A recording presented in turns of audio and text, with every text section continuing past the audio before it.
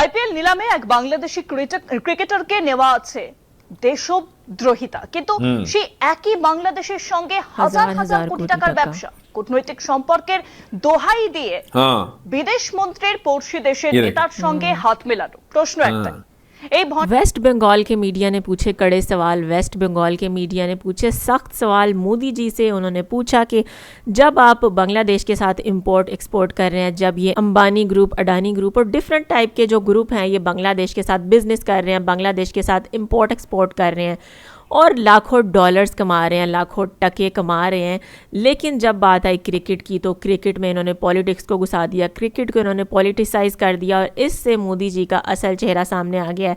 मोदी जी से बहुत सख्त सवाल पूछे जा रहे हैं क्योंकि यही मोदी जी जो है शेख हसीना जो कि एक मुसलमान है उनको इंडिया में पनाह दे सकते हैं, वो भी तो मुसलमान हैं, उनको इंडिया में रख सकते हैं, लेकिन एक मुस्लिम प्लेयर जो है वो इंडिया में नहीं खेल सकता। ये कहाँ का इंसाफ है कि एक मुसलमान जो है वो तो बांग्लादेश में रह सकता है लेकिन दूसरा मुसलमान नहीं रह सकता? क्योंकि शेख हसीना तो इनकी दरीना दोस्त थी। शेख हसीना से तो इन्होंने बहुत सारे फ़ायदे उठाए और शेख हसीना को इन्होंने फ्यूचर में भी यूज़ करने का प्लान बना रखा है। इसलिए शेख हसीना तो इंडिया में महफूज हैं लेकिन क्रिकेट टीम इंडिया में महफूज नहीं है। पैसे की बात हुई, डॉलर्स की बात हुई, तब तो बांग्लादेश के रिलीजन को नहीं देखा गया, लेकिन जब क्रिकेट की बात होती है तब एक मुस्लिम खिलाड़ी को जो है आईपीएल से आउट कर दिया जाता है, जो कि बहुत ही गलत डिसीजन है, जिससे मोदी जी का चेहरा जो है वो खुल के सारी दुनिया के सामने आ गया। अस्सलाम वालेकुम my YouTube family, welcome back to my channel Sheen reaction. This is Meenu Sheen Chaudhary. I hope so आप सब लोग फिट फाट होंगे, टिप टॉप होंगे और मज़े से होंगे। तो वेस्ट बंगाल के मीडिया ने खुद ही अपनी हुकूमत से बहुत सख्त सवाल पूछे हैं। वेस्ट बंगाल का मीडिया जो है वो खुद ही मोदी जी से पूछ रहा है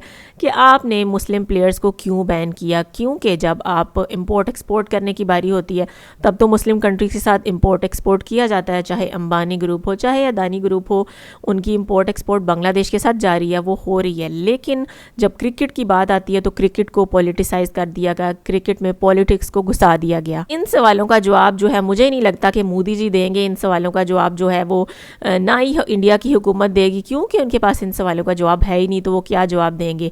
क्योंकि एक तरफ इन्होंने शेख हसीना को इंडिया में बिठा के रखा हुआ है, एक तरफ शेख हसीना को पनाह दी हुई है और दूसरी तरफ कह रहे हैं कि हम मुस्लिम प्लेयर्स को इंडिया में नहीं खिला सकते। पहले वीडियो देख लेते हैं फिर इस पे बात करेंगे। Let's start the video. 3, 2, 1 start. নিলামে এক বাংলাদেশি ক্রিকেটারকে নেওয়া আছে দেশদ্রোহিতা, কিন্তু সেই একই বাংলাদেশের সঙ্গে হাজার হাজার কোটি টাকার ব্যবসা, কূটনৈতিক সম্পর্কের দোহাই দিয়ে বিদেশ মন্ত্রীর পড়শি দেশের নেতার সঙ্গে হাত মেলানো, এই সবই দিব্যে চলতে পারে।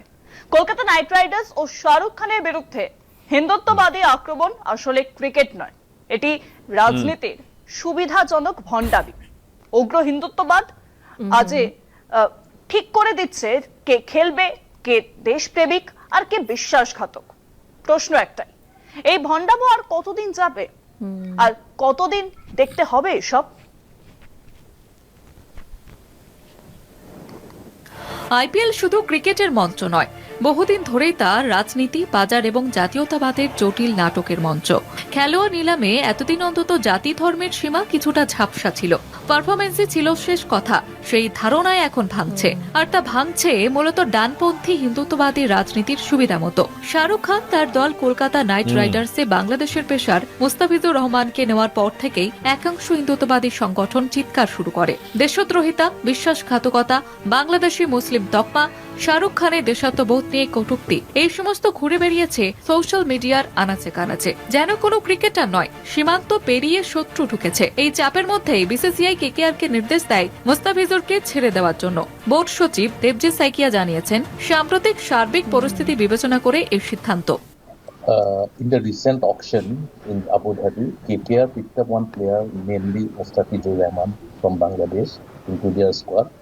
And after seeing the prevailing situation during the course of last few days, BCCI has instructed KKR authorities to unleash that player and remove him from the squad. And accordingly, we have issued necessary instructions to KKR authorities to take out that player from their squad.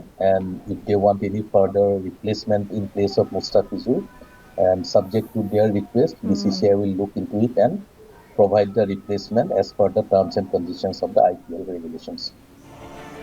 বাস্তবে এটি রাজনৈতিক চাপের সামনে নথি স্বীকার। কিন্তু এখানেই প্রশ্ন, যদি একজন বাংলাদেশের ক্রিকেটার বিপজ্জনক হন, তবে ভারত কেন বছরে প্রায় ৮০,০০০ কোটি টাকার পণ্য বাংলাদেশে রপ্তানি করে? কেন বিদ্যুৎ বিক্রি হয়? কেন ভারতের মন্ত্রীরা ঢাকা যান, হাত মেলান, শোক বার্তা পাঠান? তখন দেশদ্রোহিতা কোথায় লুকিয়ে থাকে? ডানপন্থী হিন্দুত্ববাদ সেখানে দ্বিচারিতার চূড়ান্ত উদাহরণ। ব্যবসা ও কূটনীতিতে বাংলাদেশ বন্ধু, আর খেলাধুলায় বাংলাদেশি মুসলিম শত্রু। ক্রিকেটারকে নিশানা করা সহজ, কারণ সে রাষ্ট্র শক্তি নয়। পহেলগাম হামলার পর, অপারেশন সিন্দুরের পর ভারত পাকিস্তান ম্যাচ হয়েছে। বিসিসিআই খেলা বন্ধ করেনি, দেশ জুড়ে খেলা দেখানো হয়েছিল।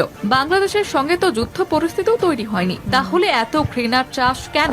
এই ঘটনা প্রমাণ করে হিন্দুত্ববাদ আসলে জাতীয়তাবাদ নয়, এটি সুবিধা মতো ঘৃণার রাজনীতি। आज तो व्यूअर्स ये थी आज की वीडियो। इंडियन मीडिया को, वेस्ट बंगाल के मीडिया को अपनी हुकूमत की चालें खुद ही समझ नहीं आ रही, क्योंकि वो कहने के एक तरफ तो जयशंकर भागे भागे गए और बीएनपी जो कि इनकी ऐसी जमात है जिसे इंडिया पसंद नहीं करता था, बीएनपी को, खालिदा जिया को इंडिया ने कभी पसंद नहीं किया, लेकिन जयशंकर जो है वो भागे भागे उनके फ्यूनरल में चले गए और दूसरी तरफ आके एक मुस्लिम खिलाड़ी को बैन कर दिया। कभी इंडिया कोई चाल चलता है तो कभी इंडिया कोई चाल चलता है, कभी वो शेख हसीना को जो है वो अपने मुल्क में पनाह दे देते हैं और कभी मुस्लिम प्लेयर्स को कहते हैं कि वो यहाँ पे सेफ नहीं है। तो ज़रा वो ये तो बताएं कि जिस तरह से क्रिसमस पे क्रिश्चियन बरादरी के साथ हुआ, जिस तरह क्रिसमस पे उनको क्रिसमस भी नहीं मनाने दिया गया, ये है हिंदुओं की इंतहा पसंदी, ये है हिंदुओं की कट्टरपंथी के लोगों को खोल के क्रिसमस भी नहीं मनाने दिया गया। और दूसरी तरफ ये बांग्लादेश पे इल्ज़ाम लगाते हैं कि वहाँ पे हिंदू महफूज नहीं है। तो अब ये बताएं कि क्या इंडिया में मुसलमान महफूज हैं? इन्होंने तो खुद अपने स्टार शाहरुख खान तक को धमकी दे दिया कि अगर उन्होंने पाकिस्तान या बांग्लादेश का कोई भी खिलाड़ी, कोई भी मुसलमान खिलाड़ी जो है उसको IPL में खिलाया, कोलकाता नाइट राइडर में उसको जगह दी, तो हम शाहरुख खान को भी गोली मार देंगे। और एक और अहम खबर जो सामने आई है कि बांग्लादेश की हुकूमत ने भी ये फैसला किया है कि IPL के मैच जो है वो अपने मुल्क में नहीं दिखाएंगे। बांग्लादेश के किसी चैनल पे इस मैचेस को कोई कवरेज नहीं मिलेगी और बांग्लादेश जो है मुकम्मल इंडिया के चैनल्स का बायकॉट करता है, जो कि बहुत ही अच्छा डिसीजन है। इसी को कहते हैं टिट फॉर टैट। ज़रूर बताइएगा वीडियो के बारे में आपका क्या ख्याल है। वीडियो अच्छी लगी हो तो वीडियो को लाइक कर दें, चैनल पे हो तो चैनल को सब्सक्राइब कर दें और बेल आइकन को हल्का सा प्रेस कर दें। मिलती हूँ नेक्स्ट वीडियो में। Till then stay healthy, stay wealthy, stay awesome. अल्लाह हाफिज़।